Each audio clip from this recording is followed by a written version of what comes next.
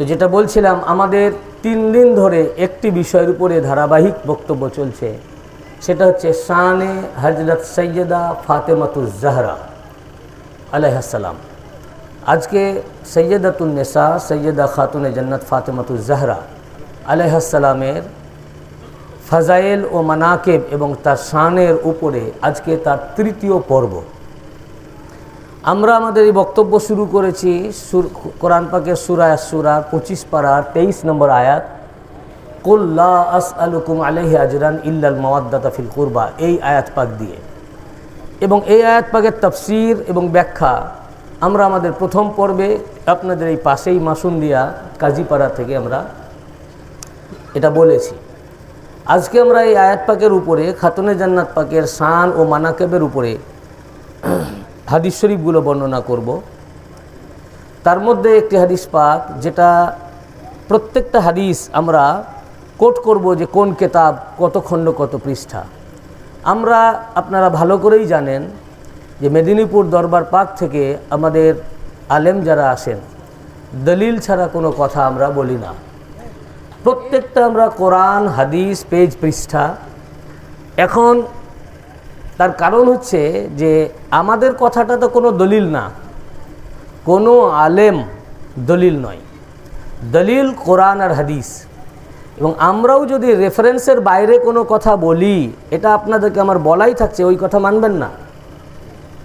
আমরাও যদি কোরআন, হাদিস বা দলিলের বাইরে বা কোনো কথার উপরে যদি রেফারেন্স না দিই, সেই কথা আপনারা মানবেন না, কারণ রেফারেন্স ছাড়া কথার কোনো দাম নাই।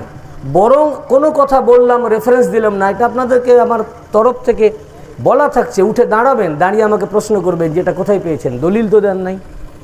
কেন? দলিল ছাড়া কোনো কথার দাম নাই। এই কারণে এই কাদেরিয়া সিলসিলা বা সুফিদের যে রাস্তা, আউলিয়া কেরামের যে রাস্তা, যেমন আপনাদের এখানে শাহজালাল রহমতুল্লাহ আলাই আছেন, শাহ পরান রহমতুল্লাহ আলাই, ইনাদের রাস্তাটা পুরাপুরি হচ্ছে কোরআন ও হাদিস মোতাবেক। তো আহমদ ইবনে হাম্বল তার মুসনাদ শরীফের 3য় খণ্ডের 164 পৃষ্ঠায় বর্ণনা করেন, এবং এই হাদিসের রাবি হযরত আনাস বিন মালিক রাদিয়াল্লাহু আনহু, যিনি রাসূল পাক সাল্লাল্লাহু আলাইহি ওয়াসাল্লামের খাদেম ছিলেন। আন আনাস ইবনে মালিক ক্বালা লাম ইয়াকুন আহাদুন আশবাহা বি রাসূলিল্লাহি সাল্লাল্লাহু আলাইহি ওয়াসাল্লাম মিনাল হাসান ইবনে আলী ওয়া ফাতিমা। হযরত আনাস ইবনে মালিক রাদিয়াল্লাহু আনহু বলেন যে হযরত বড় ইমাম পাক ইমাম হাসান আলাইহিস সালাম এবং তার আম্মাজান ফাতেমা আলাইহিস সালাম, এই দুইজনার রাসূলুল্লাহ সাল্লাল্লাহু আলাইহি ওয়াসাল্লামের সাথে এত বেশি মিল ছিল, যা কাহারও এই সাদৃশ্য ছিল না। এবং এই হাদিস ইমাম বুখারী রিওয়ায়াত করেছেন সহিহ বুখারীর মধ্যে, এবং হাদিস নাম্বার 5928। আবার হাদিস ইমাম মুসলিম সহিহুল মুসলিমের মধ্যে 4র্থ খণ্ডের 1905 পৃষ্ঠায়। সুনানে এগুলো হচ্ছে সব বেইরুত লেবানন প্রিন্ট। এবং ইবনে মাজাহ আর সুনান 1ম খণ্ডের 518 পৃষ্ঠায়। সব কেতাব কিন্তু আমাদের কাছে মজুদ রয়েছে। ল্যাপটপে আজকাল গুগল সার্চ করে কেতাব ডাউনলোড করা হয়। মুসনাদ শরীফ 50 ভলিউমই আপনি ডাউনলোড করতে পারবেন। এখন আর লাইব্রেরিতে যাওয়ার প্রয়োজন নাই যে বই কোথায় পাবো। আপনি নিজেই, যারা আরবি পড়তে পারবেন, এগুলো সব জাবারজেরবিহীন আরবি। এই হাদিস ইমাম ইবনে মাজাহ আর সুনানের মধ্যে রিওয়ায়াত করেছেন, ইমাম নাসাই আর সুনানুল কুবরার মধ্যে রিওয়ায়াত করেছেন। এই হাদিস শরীফটি আমি সময় বাঁচাবার জন্য সব কেতাবের নাম আমি পড়তেছি না, টোটাল 16খানা কেতাব থেকে একই ইবারত পেয়েছি। 16খানা কেতাব, যা আমার এখানে কোট করা।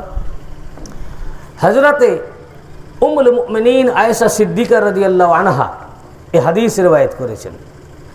উম্মুল মুমিনিন রাসূল পাক সাল্লাল্লাহু আলাইহি ওয়াসাল্লামের আহলিয়া, ওনার স্ত্রী এবং সমস্ত মুমিনিনদের মা।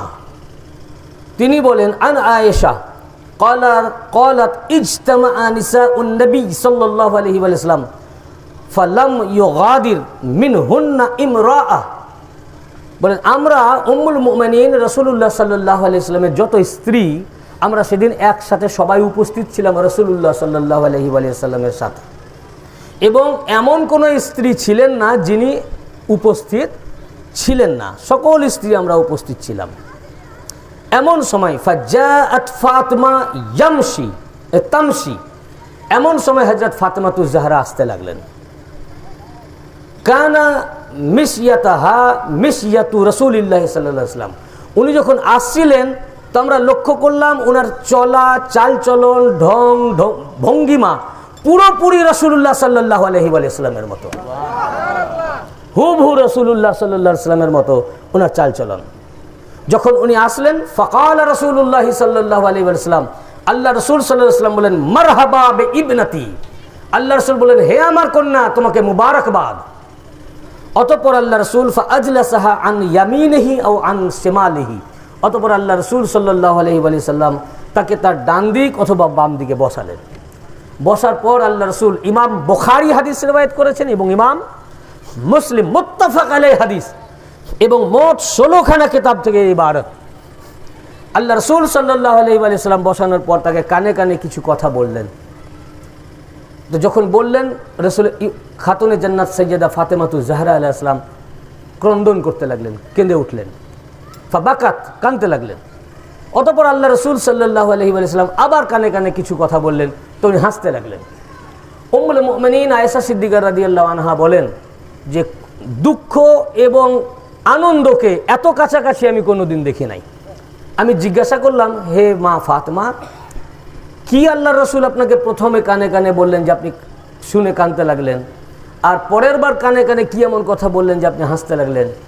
হযরত খাতুনে জান্নাত সাইয়্যিদাতুন নিসা সাইয়্যিদা ফাতেমাতুজ জাহরা আলাইহিস সালাম বললেন যে আমি আপনাকে এই রাজ হুজুর সাল্লাল্লাহু আলাইহি ওয়াসাল্লাম জাহেরি হায়াতে দুনিয়ায় যতদিন আছে আমি এটা প্রকাশ করব না। অতঃপর আল্লাহ রাসূল সাল্লাল্লাহু আলাইহি ওয়াসাল্লামের যখন ওফাত হয়ে গেল, দুনিয়া ছেড়ে চলে গেলেন, তখন উম্মুল মুমিনিন আয়েশা সিদ্দিকা রাদিয়াল্লাহু আনহা এটা মনে রেখেছিলেন। উনি তখন খাতুনে জান্নাত পাকের কাছে গেলেন এবং জিজ্ঞাসা করলেন, হে মা ফাতেমা, আমাকে আজকে ওই রাজটা খুলে দিতে হবে যে আপনাকে উনি চুপি চুপি প্রথমে কানে কানে কি বললেন যে আপনি কাঁদতে লাগলেন, পরে আবার আপনাকে চুপি চুপি কি বললেন যে আপনি হাসতে লাগলেন। আল্লাহ রাসূল হযরত ফাতেমাতুজ জাহরা আলাইহিস সালাম বললেন যে হে আম্মি জান, প্রথমবার যখন আমাকে কানে কানে বলেছিলেন তো আল্লাহ রাসূল এই কথাই বললেন যে হে ফাতেমা, আমার যে এখন অসুখ হয়েছে, জিবরিল আলাইহিস সালাম আমাকে প্রত্যেক বছর একবার করে কোরআন শরীফ তেলাওয়াত করে শোনাতেন, এইবারে আমাকে পুরা কোরআন 2 বার শুনিয়েছেন। অতএব এটা আলামত আমি বুঝতে পারছি আমি খুব তাড়াতাড়ি দুনিয়া ছেড়ে চলে যাব, এবং আমার আহলে বায়তের ভিতরে আমার পর সর্বপ্রথম তুমি আমার সাথে এসে মিলিত হবে। তা আমি আমার আব্বাজানের ওফাতের কথা শুনে আমি ক্রন্দন করতে লাগলাম। তো যখন আমি এই কথা শুনে ক্রন্দন করতে লাগলাম, তখন আল্লাহ রাসূল দ্বিতীয়বার আমাকে কানে কানে কিছু কথা বললেন। উম্মুল মুমিনিন বলেন, সেটা কি কথা?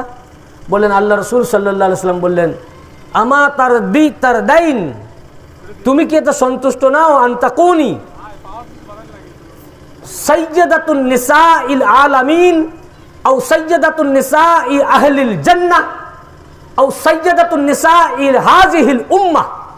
আল্লাহ রাসূল সাল্লাল্লাহু আলাইহি ওয়াসাল্লাম বললেন, তুমি কি এই কথার উপর সন্তুষ্ট নও যে আল্লাহ পাক তোমাকে এমনই এক মর্যাদা দিয়েছেন, সারা জাহানের তুমি হচ্ছে সরদারিনী, এবং সমস্ত আমার উম্মতের যত মহিলা তাদের সরদারিনী, এবং যত জান্নাতে যাবে আহলে জান্নাত সমস্ত জান্নাতীদের সরদারিনী হচ্ছে তুমি।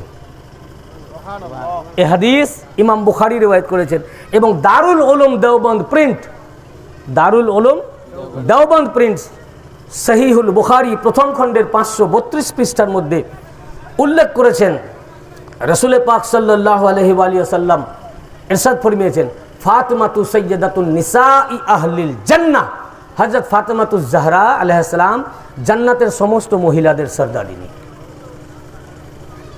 এবং ইমাম তিরমিজি হাদিস riwayat করেছেন, তিরমিজি শরীফের 2য় খণ্ডের 227 পৃষ্ঠায়, যে রাসূল পাক সাল্লাল্লাহু আলাইহি ওয়াসাল্লামের কাছে এক ফেরেশতা আসলেন এবং আল্লাহ রাসূল বললেন, ইতিপূর্বে এই ফেরেশতা কখনো অবতীর্ণ হন নাই। তিনি আল্লাহর কাছে ইজাজত চাইলেন যে ইয়া আল্লাহ, আমাকে ইজাজত দেন, আমি দুনিয়ায় যাই এবং আল্লাহ রসুলকে আমি সালাম জানিয়ে আসি। আল্লাহ রসুল সাল্লাল্লাহু আলাইহি সাল্লামকে সালাম পাঠাবার জন্য জিবরাইল আলাইহিস সালামকে ওই ফেরেশতাকে আল্লাহ পাকে ইজাজত দিলেন, আর বললেন যে তুমি যাও সালাম জানাও, এই সাথে সাথে ওনাকে খোঁজ খবরি দিয়ে এসো। সেই সুসংবাদটা কি? সুসংবাদটা হচ্ছে এই যে আন্নাল হাসান ওয়াল হুসাইনা সাইয়্যিদা শাবাবে আহলিল জান্নাহ, হাসান আর হুসাইন জান্নাতের সমস্ত পুরুষদের সর্দার এবং হযরত ফাতেমাতুজ জাহরা আলাইহিস সালাম সমস্ত মহিলাদের সর্দারি।